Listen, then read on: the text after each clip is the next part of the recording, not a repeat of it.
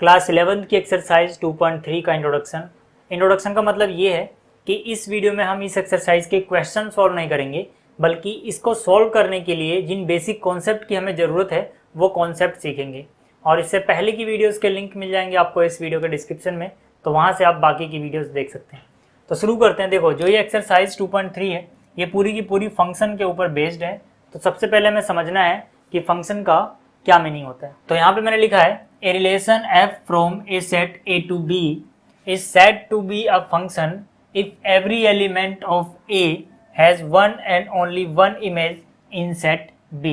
It is denoted by f from A to B. मतलब क्या है? मतलब कि मान लीजिए हमारे पास एक रिलेशन है एफ जो कि सेट ए से सेट बी में डिफाइंड है। अब यही रिलेशन एक फंक्शन बन जाएगी अगर ये इस कंडीशन को सेटिस्फाई करती है। ठीक है, कंडीशन क्या है? कंडीशन ये है कि जो सेट ए है जहाँ से रिलेशन डिफाइंड है उसका हर एक एलिमेंट जो है उसके हर एक एलिमेंट की one and only one image होनी चाहिए सेट बी में। मतलब क्या है? मतलब कि सेट ए जहाँ से रिलेशन शुरू हो रही है और कहाँ पे जा रही है? सेट बी में जा रही है।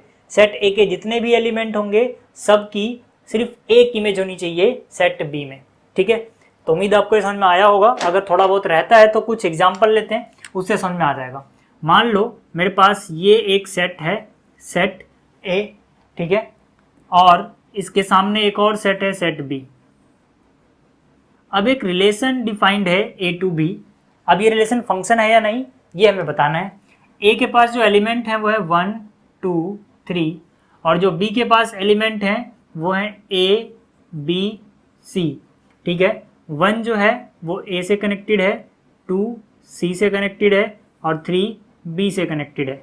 तो यहाँ पर देखो हमारी जो ये डेफिनेशन है इसमें जो वर्ड आपको नोट करने हैं, मेन वर्ड जो है वो है every element of A has one and only one image. मतलब दो बातें पता लगती हैं।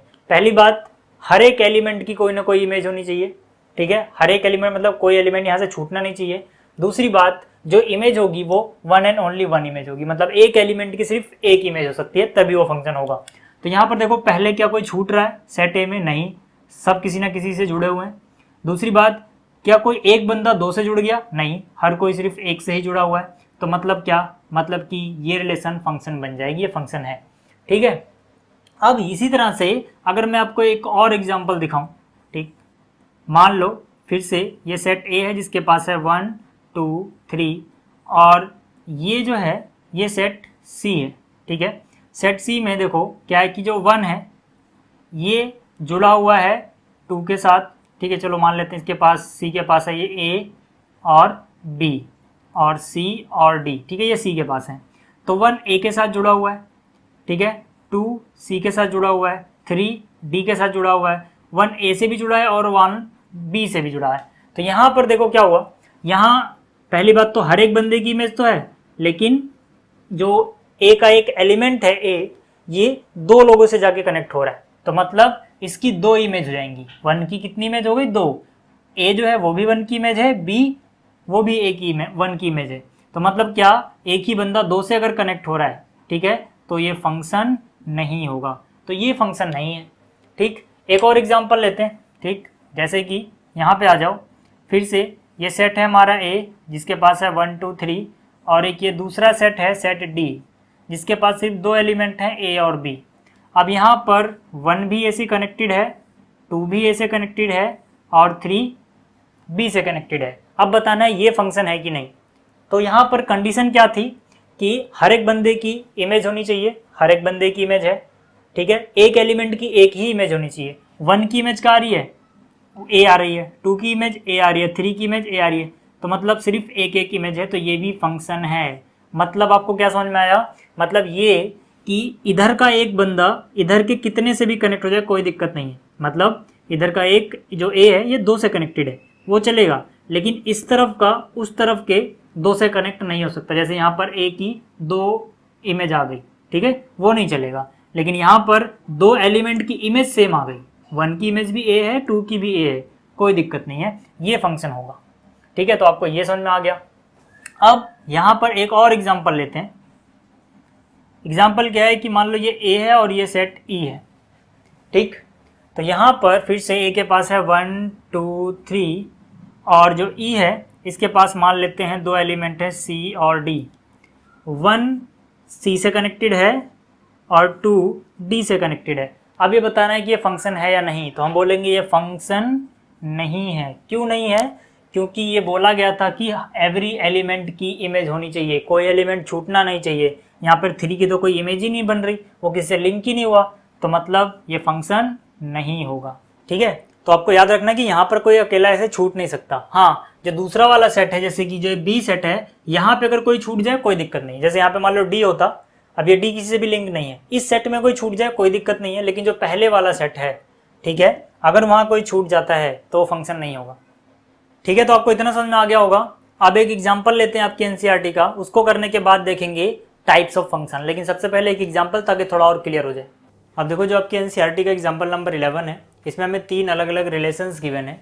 हमें बताना है कि इनमें से कौन सी रिलेशन फंक्शन है, कौन सी नहीं है। तो यहाँ पर देखो जो पहला पार्ट है, इसमें 2 की इमेज आई 1, 3 की इमेज आई 1, 4 की इमेज आई 2। मतलब कोई भी ऐसा एक एलिमेंट नहीं है जिसकी एक से ज़्यादा इमेजेस हों, तो ये क्या होगा, फंक्शन हो जाएगा। अगर आपको ऐसे समझ में नहीं आ रहा है तो आप ऐसे समझ सकते हो। देखो डोमेन में जो एलिमेंट आएंगे वो इस सेट में लिखेंगे, और रेंज में जो आ रहा है, ठीक है, वो यहाँ पर लिखेंगे। तो यहाँ पर जो क्या आ रहा है, 2 आ रहा है, 3 और 4, 2 3 4। फर्स्ट एलिमेंट यहाँ लिखो। 2 किससे लिंक है, 1 से, तो इसको लिंक कर दो 1 से। ठीक है, 3 1 से लिंक है, 3 को भी 1 से जोड़ दो। 4 2 से है, तो 4 किससे लिंक है, 2 से। तो यहाँ पर देखो कोई भी ऐसा एलिमेंट यहाँ पे नहीं है अकेला जिसकी एक से ज़्यादा इमेजेस हों। ठीक है ना, तो यहाँ पे बोलेंगे कि ये रिलेशन फंक्शन है। इसी तरह से यहाँ पर आ जाओ। यहाँ पर क्या है, यहाँ पर देखो पहले सेट में क्या आ रहा है, 2, ये 2 की इमेज आई 2 और इसी 2 की इमेज आ गई 4। मतलब क्या, एक ही एलिमेंट की 2 अलग अलग इमेजेस हैं, तो ये फंक्शन नहीं होगा। ठीक है, आप चाहो तो फिर से ऐसे बना के देख सकते हो। डोमेन में क्या क्या आ रहा है, 2 और 3। ठीक है, 2 और 3। तो यहाँ पर आप देखो ये जो 2 है 2 से लिंक है, यानी 2 को लिंक करो 2 से, और फिर यही 2 4 से भी लिंक है। ठीक है, यहाँ पे कहीं ना कहीं 4 भी होगा, ये 4 से लिंक है। तो मतलब क्या, एक ही एलिमेंट की 2 अलग अलग इमेजेस आ गई, आगे चेक करने की जरूरत ही नहीं है। यहीं से हम बोल सकते हैं कि ये फंक्शन नहीं होगा। इसी तरह से जो इसका थर्ड पार्ट है, यहाँ पर आप देख सकते हो कि जो शुरू में एलिमेंट हैं डोमेन वाले, वो क्या है, 1 2 3 4 5 6, 1 2 3 4 5 6। ये किस किस से लिंक है ये देख लेते हैं एक बार। ठीक है, 1 की इमेज आई 2, तो 1 को आप लिंक करोगे 2 से। 2 की आई 3, तो 2 को लिंक कर दो 3 से। 3 की आई 4, 4 की इमेज है 5, 5 की है 6 और 6 की है 7। तो मतलब क्या है, इसमें देखो अलग अलग एलिमेंट की इमेज अलग अलग आ रही है, मतलब ये भी फंक्शन है। ठीक, तो आपको ये क्लियर हो गया होगा। अब बात करते हैं टाइप्स ऑफ फंक्शंस की। तो यहाँ पे देखो मैंने हेडिंग डाली है टाइप्स ऑफ फंक्शन। वैसे तो फंक्शन के बहुत सारे टाइप होते हैं, लेकिन हमें कुछ बेसिक टाइप के फंक्शन पढ़ने हैं जो हमारे सिलेबस में है। तो यहाँ पे सबसे पहला मैंने लिखा है आइडेंटिटी फंक्शन। आइडेंटिटी फंक्शन एक ऐसा फंक्शन होता है जो from set R to set R defined होता है। सेट आर क्या है, रियल नंबर का सेट, और इसकी डेफिनेशन होती है f x is equal to x. देखो एफ ऑफ एक्स किसके बराबर आया, एक्स के बराबर आया, और इसी एफ ऑफ एक्स को हम क्या बोलते हैं, वाई। ठीक है, तो सीधा सीधा आप बोल सकते हो इसमें वाई और एक्स आपस में बराबर आए। ठीक है, उसको हम क्या बोलेंगे, आइडेंटिटी फंक्शन। आपको याद रखना है एफ ऑफ एक्स को ही क्या बोला जाता है, वाई बोला जाता है। अब देखो एक्स पुट कर रहे हैं तो हमें एक्स मिल रहा है, मतलब हम जो पुट करेंगे हमें वही मिलेगा। अगर ऐसा फंक्शन है तो उसको हम बोलेंगे आइडेंटिटी फंक्शन। कहने का मतलब क्या है कि अगर आप एक्स की जगह 1 पुट करो तो आपको आंसर 1 मिलेगा, एफ की जगह अगर आप 2 पुट करो तो आंसर 2 मिलेगा, और 3 पुट करो 3 मिलेगा। मतलब जो आप पुट कर रहे हो वही आपको मिल रहा है। अगर ऐसा हो रहा है तो हम बोलेंगे कि जो ये फंक्शन होगा ये आइडेंटिटी फंक्शन होगा। देखो हमने 1 पुट किया तो 1 मिला, 2 पुट किया, ठीक है, यहाँ से तो ये 2 मिला, 3 पुट करेंगे 3 मिलेगा। मतलब अगर इसका ग्राफ बनाऊँ तो कुछ इस तरीके से बनेगा। ठीक है, तो ये होता है आइडेंटिटी फंक्शन का ग्राफ। ठीक है, अगर मैं बात करूँ इसके डोमेन की, ठीक है, जो आइडेंटिटी फंक्शन होता है इसका डोमेन क्या होता है, डोमेन होता है रियल नंबर। सारे के सारे रियल नंबर आप पुट कर सकते हो। अगर मैं बात करूँ इसके रेंज की, ठीक है, अब रेंज का मतलब क्या, जब आप एक्स पुट करो तो वाई की क्या क्या वैल्यू आ रहे हैं। ग्राफ से देखो वाई की सारी वैल्यू कहीं ना कहीं जाके कनेक्ट होंगी, तो मतलब क्या, रेंज क्या हो गई, रियल नंबर। अगर मैं बात करूँ कोडोमेन की, ठीक। तो कोडोमेन क्या होता है, जहाँ से फंक्शन डिफाइंड है उसके दूसरे वाला सेट, यानी ये वाला पूरा सेट क्या कहलाता है, कोडोमेन। तो कोडोमेन क्या है यहाँ पे, सेट ऑफ रियल नंबर। मतलब आइडेंटिटी फंक्शन का डोमेन होता है रियल नंबर, रेंज भी रियल नंबर और कोडोमेन भी रियल नंबर, ठीक है। और इसमें क्या होता है, जो आप पुट कर रहे हो वही आपको आंसर आ रहा है, यानी वाई और एक्स बराबर होते हैं, ठीक। तो ये आपको समझ में आ गया होगा। इसी तरह से बात करते हैं कांस्टेंट फंक्शन की।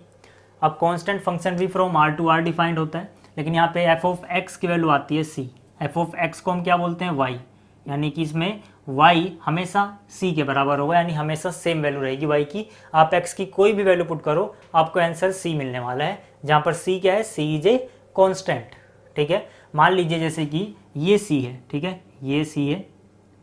अब सी की वैल्यू कुछ भी हो सकती है अलग अलग क्वेश्चंस में। मान लेते हैं हमारा सी यहाँ कहीं लाई करता है 2 पॉइंट समथिंग है, तो यहाँ पे जब आपने x की वैल्यू 0 पुट की आंसर आया सी, x की वैल्यू 1 पुट की आंसर आया सी, 2 पुट की आंसर आया सी, -1 पुट कर रहे हो आंसर आया सी। मतलब जो इसका ग्राफ होगा वो कुछ इस तरह से बनेगा, ठीक है। तो मतलब क्या है, मतलब कि एक ऐसा फंक्शन जो from R to R defined हो, x की कोई भी वैल्यू, जबकि वो रियल नंबर है x, ठीक है ना, x की कोई भी रियल वैल्यू जब आप पुट कर रहे हो तो आपको एक कांस्टेंट वैल्यू मिल रही है हमेशा, तो ऐसे फंक्शन को हम बोलते हैं कांस्टेंट फंक्शन। इसका ग्राफ कुछ इस तरह से होता है, ठीक है। अगर मैं यहाँ पे बात करूँ कि जो ये फंक्शन है इसकी रेंज क्या है, इसका डोमेन क्या है, इसका कोडोमेन क्या है, तो सिंपली देखो, जो यहाँ पर डोमेन की बात करें तो डोमेन में आप कुछ भी पुट करो x की वैल्यू, जब भी आप x की वैल्यू पुट कर रहे हो हमेशा आपको c ही मिल रहा है। मतलब जो डोमेन है वो क्या हो जाएगा, रियल नंबर, ठीक है। तो डोमेन क्या हो गया, यहाँ लिख देता हूँ, इसका डोमेन क्या हो जाएगा, रियल नंबर। अगर मैं बात करूँ इसकी रेंज की, अब रेंज में हमेशा सिर्फ एक ही वैल्यू आ रही है c, यानी जो कांस्टेंट है, इसके अलावा कुछ और मिलेगा ही नहीं, ठीक। तो ये हो गया।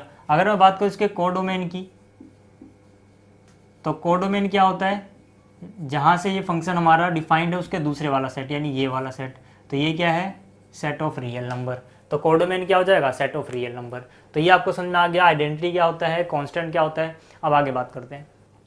अब देखो जो हमारा अगला टाइप है फंक्शन का वो है polynomial function. Polynomial function defined होता है फ्रॉम आर टू आर, और यहाँ पे एफ ऑफ एक्स एक पॉलिनोमियल होता है, ठीक है। एफ ऑफ एक्स को हम क्या बोल रहे हैं, वाई, मतलब वाई की वैल्यू एक पॉलिनोमियल होगी, ऐसा भी आप समझ सकते हो। तो यहाँ पे पॉलिनोमियल क्या होता है, ये आपने क्लास 9th में पढ़ा हुआ है, फिर भी हल्का सा रिवाइज करा देता हूँ।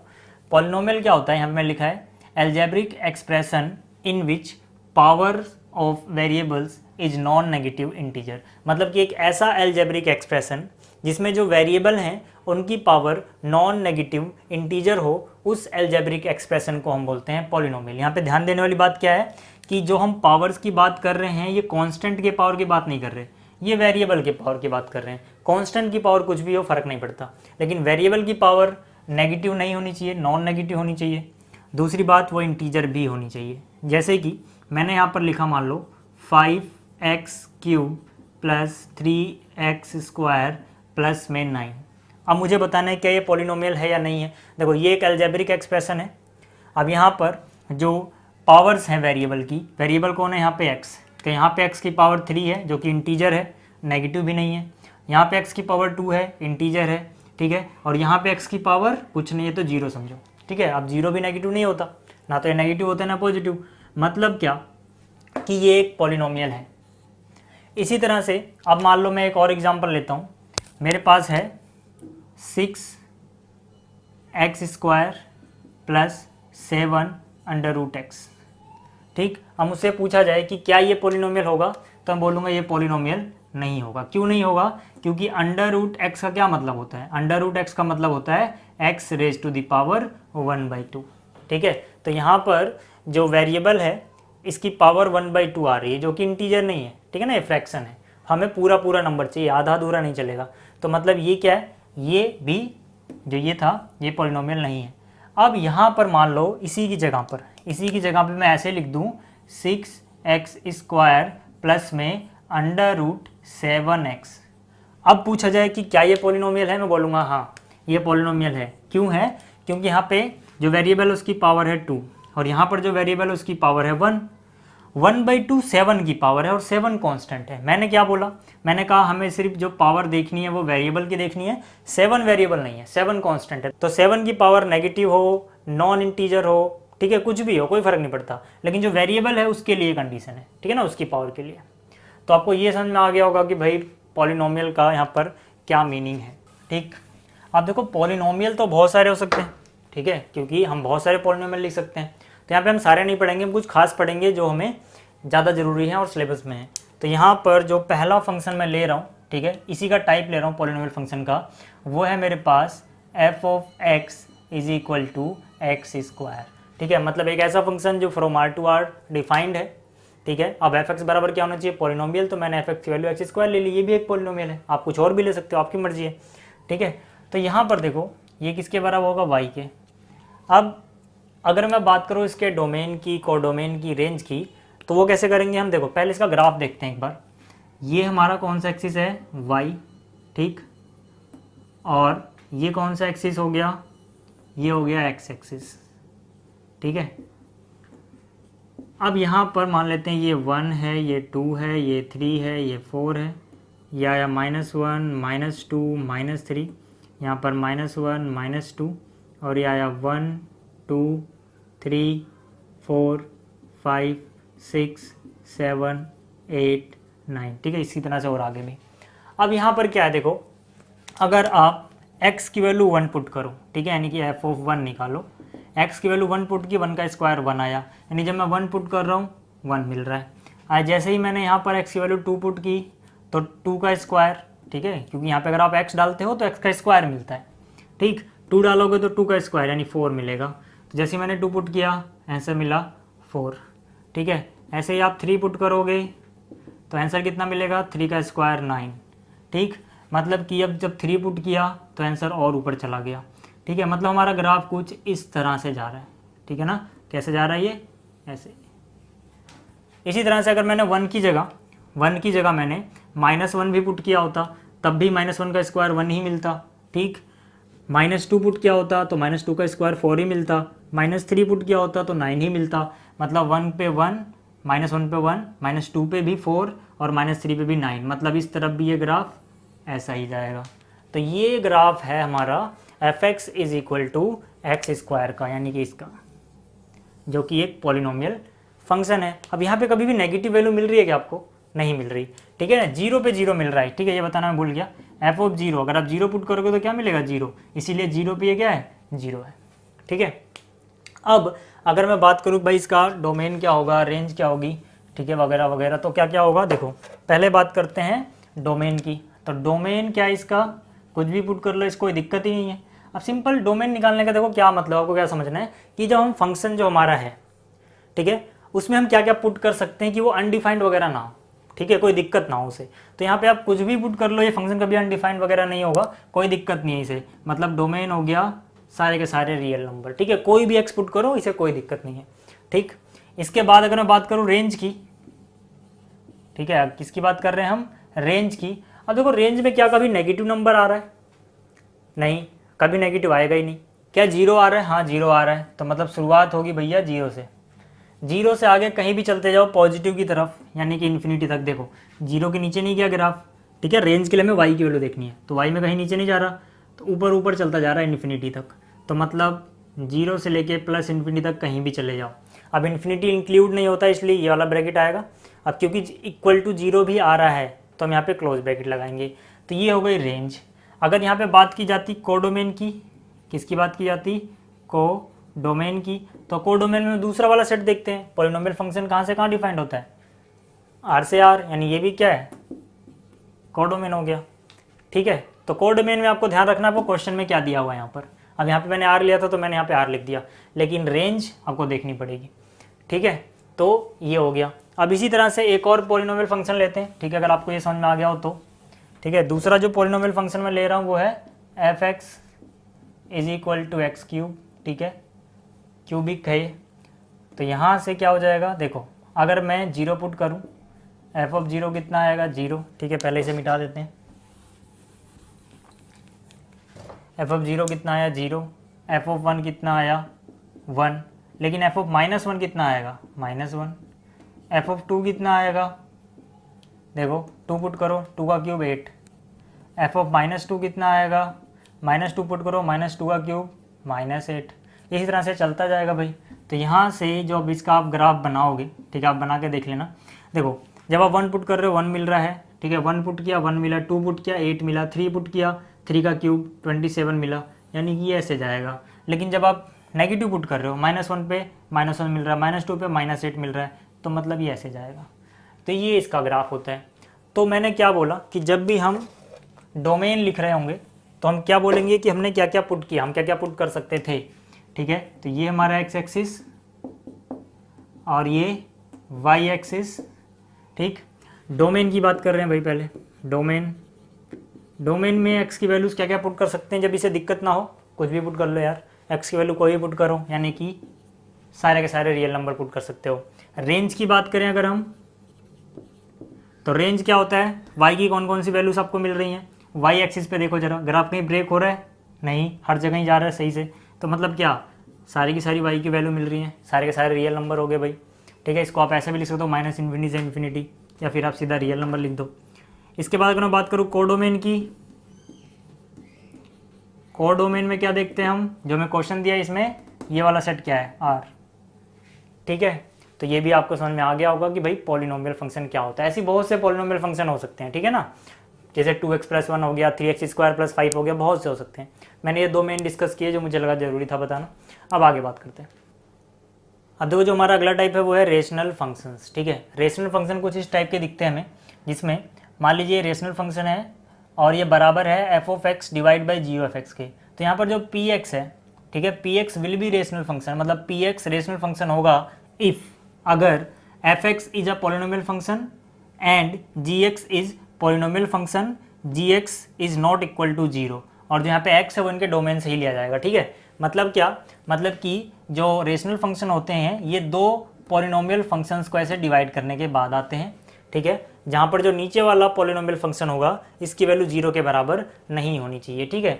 जैसे कि मान लीजिए मैंने यहाँ पर px को लिखा, px is equal to x³ divide by x² plus में 2। तो यहाँ पर क्या है, देखो ऊपर वाला जो x³ है, ठीक है, अगर मैं ये मान लूँ कि मेरे पास एक फंक्शन x है, fx है, जो x³ है इसकी वैल्यू, और एक फंक्शन gx है जिसकी वैल्यू x² + 2 है, ठीक है, और यहाँ पे कंडीशन लिखी होगी कि 0 के बराबर नहीं हो सकता है, तो वैसे भी नहीं हो सकता, ठीक है ना, क्योंकि यहाँ पे x का स्क्वायर है, इसकी वैल्यू मिनिमम भी 0 होगी, 0 + 2, ठीक है। ऐसे अगर मान लीजिए 0 बनता भी है नीचे तो क्वेश्चन में लिखा रहेगा, ठीक है, कि x की ये वाली वैल्यू हमें नहीं लेनी क्योंकि वहाँ पे नीचे वाला 0 बन रहा है। फिलहाल क्या, fx एक पॉलिनोमियल फंक्शन, gx एक पॉलिनोमियल फंक्शन, कंडीशन क्या है कि gx बस 0 के बराबर नहीं होना चाहिए, x जो हम लेंगे वो इनके डोमेन से ही आएगा, ठीक है। तो यहाँ पर ये इस कंडीशन को सेटिस्फाई कर रहा है, मतलब जो px है ये एक रेशनल फंक्शन हो गया। ऐसे बहुत से रेशनल फंक्शन हो सकते हैं, इनके बारे में हम डिटेल में डिस्कस करेंगे जब क्वेश्चन कर रहे होंगे, ज़्यादातर इसी टाइप के क्वेश्चन पूछे जाएंगे आपसे, ठीक है। तो ये हो गया चौथा। अब बात करते हैं अगले पार्ट की। अब देखो जो इसका 5वां टाइप है वो है मॉडुलस फंक्शन। ये डिफाइंड होता है from R to R, fx बराबर होता है mod ऑफ x के, ठीक है। आपने बहुत बार यूज़ किया होगा mod ऑफ सम नंबर, जैसे कि -5 का मोड निकालते हो तो आंसर आता है +5, +5 का मोड निकालोगे तब भी आंसर आएगा +5, 0 का मोड निकालोगे आंसर आएगा 0। मतलब कि ये जो नेगेटिव वैल्यूज़ होती हैं उनको हटा के पॉजिटिव बना देता है, ठीक है। तो मतलब क्या है कि ये कभी भी नेगेटिव आंसर नहीं देगा, या तो ये 0 देगा सबसे छोटी वैल्यू, या फिर उससे बड़ी कोई वैल्यू होगी, ठीक है। मतलब कि हमेशा आपको वैल्यू जो मिलेगी वो पॉजिटिव होगी या 0 होगी। तो ये काम कैसे करता है, इसके प्रोसीजर को समझते हैं कि भाई ये कर कैसे पा रहा है ये चीज़, ठीक है। असलियत में इसकी पीछे की कहानी क्या होती है कि ये हमें 2 वैल्यू देता है, एक होती है x और दूसरी होती है x को माइनस से मल्टीप्लाई करने के बाद जो वैल्यू आई, ठीक है। तो यहाँ पर ये सीधा सीधा x तब देता है अगर जो x है वो पहले से या तो पॉजिटिव है या फिर 0 के बराबर है, यानी कि या तो 0 से बड़ा है यानी पॉजिटिव, या इक्वल टू 0 है, तो डायरेक्ट हमें वही आंसर दे देगा। जैसे यहाँ पे 5 था तो डायरेक्ट 5 दे दिया, यहाँ पे 0 था डायरेक्ट 0 दे दिया। लेकिन अगर x नेगेटिव है, ठीक है, अगर x क्या है नेगेटिव, यानी कि इफ़ x इज नेगेटिव यानी लेस देन 0, तो ये क्या करेगा, x को पहले माइनस से मल्टीप्लाई करेगा, उसके बाद जो आंसर आएगा वो हमें देगा। मतलब यहाँ पर जो -5 से आपको डायरेक्ट 5 दिख रहा है, ये डायरेक्ट 5 ऐसे नहीं आया, ये पूरी वैल्यू मान लो x की है, ठीक है, यानी कि x क्या है -5, इसको पहले इसने एक माइनस से मल्टीप्लाई किया, माइनस माइनस फिर ये बना +5, ठीक है। जो आपको डायरेक्ट 5 दिख रहा है उसके पीछे की कहानी ये चल रही है। मतलब क्या, मतलब कि देखो x तो पहले से 0 से बड़ा था या 0 था, तो मतलब यहाँ पर जो x की वैल्यू आएगी ये तो या तो 0 आ रही है या फिर पॉजिटिव आ रही है। अब यहाँ पे x नेगेटिव था, सिर्फ माइनस को हटा दूँ, अगर मैं माइनस को हटा दूँ तो ये x क्या था, ये x था नेगेटिव। ठीक है, क्यों? क्योंकि यहाँ के लिए आपको ये कंडीशन देखनी है, इसके लिए आपको ये कंडीशन देखनी थी, तो यहाँ पे x नेगेटिव है। इसी नेगेटिव को जब मैं पूरे को मिला लूँ, अब क्या आया, ये वाला x जो था, जो इस छोटे वाले बॉक्स में बंद है वो नेगेटिव है, उसको माइनस से मल्टीप्लाई किया तो ये पूरा पॉजिटिव बन गया। याद रखना मैं सिर्फ x को पॉजिटिव नहीं बोल रहा, माइनस ऑफ x पॉजिटिव है, क्योंकि सिर्फ x नेगेटिव है, तो नेगेटिव इंटू नेगेटिव पॉजिटिव बन गया। ठीक है, तो यही प्रोसीजर है इसके पीछे का कि किस तरह से एक काम करता है, तो आपको ये समझ में आ गया होगा। अब अगर आप अब इसका ग्राफ देखना चाहते हो, ठीक, तो वो देखो यहाँ पर क्या है हमारे पास, ये हो गया x एक्सिस और ये हो गया y एक्सिस। ठीक है, ये y एक्सिस है और ये x एक्सिस है। आपने 0 पुट किया, यहाँ पे 0 पुट किया, आंसर इज 0। ठीक है, आपने 1 पुट किया, आंसर इज 1, 2 पुट किया 2, 3 पुट किया 3, मतलब ये इस तरह से चलता जाएगा। ठीक, इसी तरह से अगर आप -1 भी पुट करोगे तो आंसर +1 मिलेगा, -2 + 2, तो ऐसे चलता जाएगा। तो मतलब इसका ग्राफ कुछ इस तरह से होता है। ठीक, तो ये था मॉडुलस फंक्शन। अब आगे बात करते हैं। अब देखो जो हमारा अगला टाइप का फंक्शन है ये है सिग्नम फंक्शन। सिग्नम फंक्शन क्या होता है, देखो ये डिफाइंड होता है फ्रॉम R to R, और इस फंक्शन की खास बात ये है कि हमें ये सिर्फ 3 वैल्यूज़ देता है, पहली 1, फिर 0 और फिर -1। इन तीनों के अलावा ये कोई और वैल्यू नहीं देता कभी। कंडीशन क्या क्या है, अगर आप x 0 से बड़ा पुट करते हो, कोई भी x आप ले लो जो 0 से बड़ा है मतलब पॉजिटिव है, तो ये हमेशा आपको आंसर देगा +1। अगर आप x की वैल्यू 0 पुट करते हो तो आपको ये आंसर देगा 0, और अगर आप x की कोई ऐसी वैल्यू पुट कर रहे हो जो 0 से छोटी यानी नेगेटिव है, तो ये आपको आंसर देगा -1। इसका अगर मैं ग्राफ बनाऊं तो यहाँ पर देखो जब हमने x को 0 पुट किया तो आंसर आया 0। ठीक है, यानी कि x की वैल्यू 0 पे ये 0 देगा। ठीक, इसके अलावा अगर x की वैल्यू 0 से बड़ी यानी कोई भी आप पॉजिटिव वैल्यू ले लो, मैंने मान लिया 0.1 लिया, तो आंसर कितना मिलने वाला है, 1 मिलने वाला है। ठीक है, मान लो ये 1 है। अगर मैंने 0.2 लिया तब भी आंसर 1 मिलेगा, 1 ले लिया तब भी आंसर 1 मिलेगा, 2 लिया तब भी आंसर 1 लिया, इनके बीच का कोई नंबर लिया तब भी। x की मतलब कोई भी पॉजिटिव वैल्यू पुट कर रहे हो आप, ठीक है, मान लो आपने 200 पुट करी x की वैल्यू, तब भी आपको आंसर 1 मिलेगा। तो मतलब क्या है कि ये ग्राफ कुछ इस तरह से आगे जाएगा। ठीक है, 0 पे 0 मिल रहा है इसलिए ये वाला पॉइंट इंक्लूड नहीं होगा। ठीक है, ये 1 वाला, क्योंकि 0 पे 0 मिल रहा है। ठीक, इसी तरह से अगर आप नीचे आओ, यहाँ पर x की वैल्यू आप नेगेटिव पुट कर रहे हो। ठीक है, मान लो आपने -1 पुट किया तब आंसर मिलेगा -1, नेगेटिव वैल्यू पे -1 है। -2 पुट किया फिर से वही चीज़, -2.1 पुट किया फिर से -1, मतलब ये पॉइंट इंक्लूड नहीं हो रहा है। ठीक है, क्यों? क्योंकि 0 पे 0 है, तो इसका आंसर 0 नहीं आ रहा है। इसके बाद कोई भी पॉइंट आप पुट कर रहे हो इधर, आपको आंसर -1 मिल रहा है। तो ये है इसका ग्राफ। ठीक, तो ये आपको समझ में आ गया। अब अगर मैं बात करूँ यहाँ पर डोमेन क्या है, ठीक है, किसकी बात करते हैं, डोमेन की।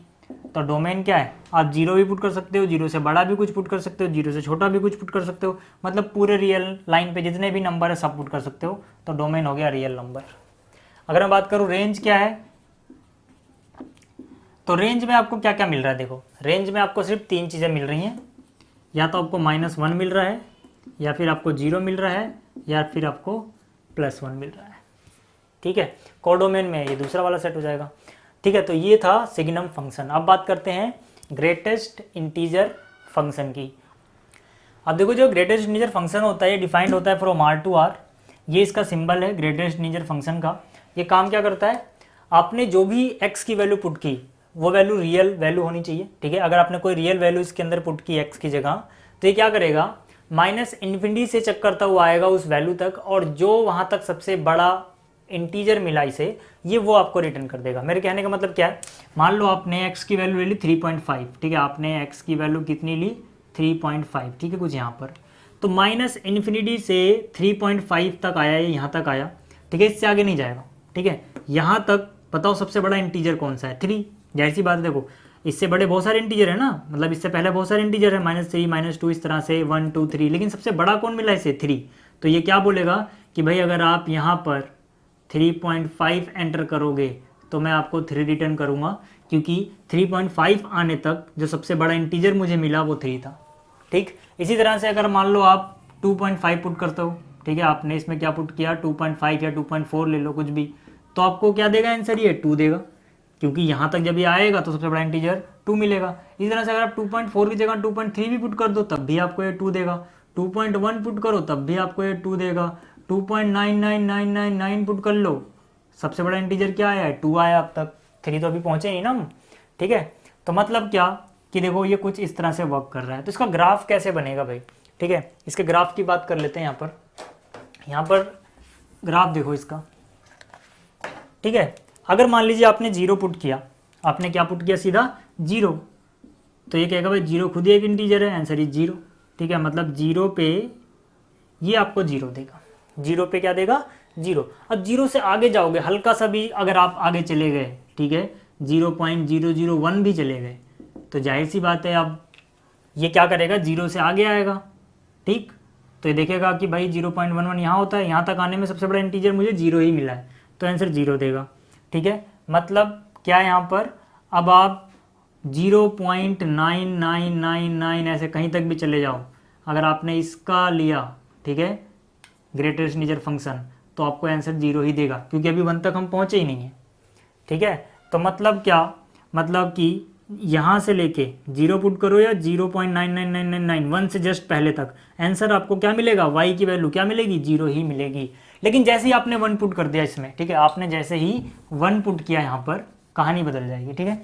जैसे ही आपने इसमें 1 पुट किया, आंसर इज 1, क्योंकि 1 खुद एक इंटीजर है, तो 1 तक जाओगे तो सीधी बात है, सबसे बड़ा माइनस इन्फिनिटी चेक करो, माइनस इन्फिनिटी से सबसे बड़ा 1 तक जाओगे तो 1 ही मिलेगा। यानी 1 पुट करने पे आंसर कूद गया, यहाँ पे 1 आ गया, y की वैल्यू 1 आएगी ना। हमें जो इसका वैल्यू ये वाली दिखानी है y है, जो पुट कर रहे हैं ये x है। 1 पुट किया, आंसर इज 1।